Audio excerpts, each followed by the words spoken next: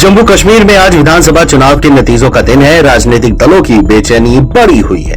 BJP राज्य में सरकार बनाने का सपना देख रही है तो कांग्रेस और नेशनल कॉन्फ्रेंस जम्मू कश्मीर में सत्ता में आने के लिए बेताब सी है।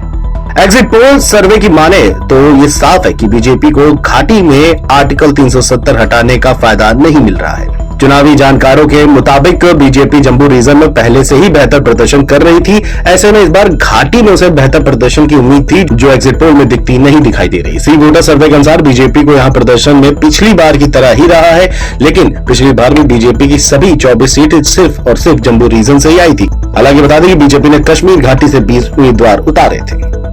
सी वोटर के एक सर्वे के मुताबिक जम्मू कश्मीर में बड़े बड़े चेहरे कौन है और सीएम की पहली पसंद में कौन है, उसमें उमर अब्दुल्ला को 39%, रविंद्र रैना को 12%, महबूबा मुफ्ती को 9% और विकार रसूल वानी को 6% लोग मुख्यमंत्री की चेहरे के तौर पर देखते हैं। न्यूज 18 के एग्जिट पोल में बीजेपी को 28 से 30 सीटें मिलती दिख रही है, नेशनल कॉन्फ्रेंस को 28 से 30 और कांग्रेस को 3 से 6, पीडीपी को 4 से 7 और अन्य दल को 8 से 16 सीटें मिलती दिखाई दे रही हैं।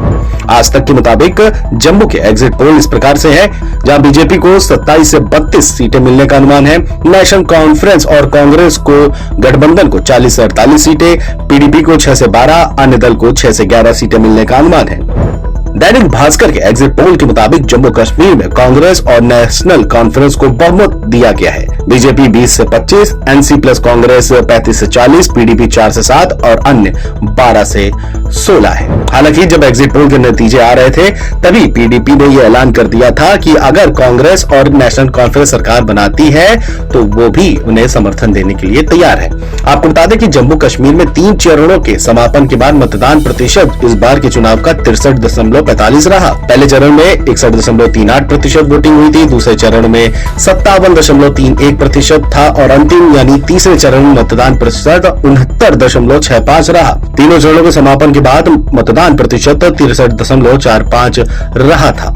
जम्मू कश्मीर में चुनावी नतीजे आने से पहले ही 5 विधायकों के मनोनयन की खबर को लेकर के सियासत भी शुरू हो चुकी है। अधिकांश एग्जिट पोल ने जम्मू कश्मीर में त्रिशंकु सदन का संकेत दिए हैं, इसलिए अब सभी की निगाहें उन 5 सदस्यों पर टिकी है जिन्हें उपराज्यपाल मनोज सिन्हा जम्मू कश्मीर विधानसभा में मनोनीत करेंगे। महत्वपूर्ण बात यह है कि उन्हें सदन की पहली बैठक से पहले मनोनीत किया जाएगा और वे निर्वाचित सदस्यों की तरह ही बहुमत के परीक्षण में मतदान कर सकते हैं। इसके चलते सदन की संख्या 90 से 95 हो जाएगी और बहुमत का 48 हो जाएगा।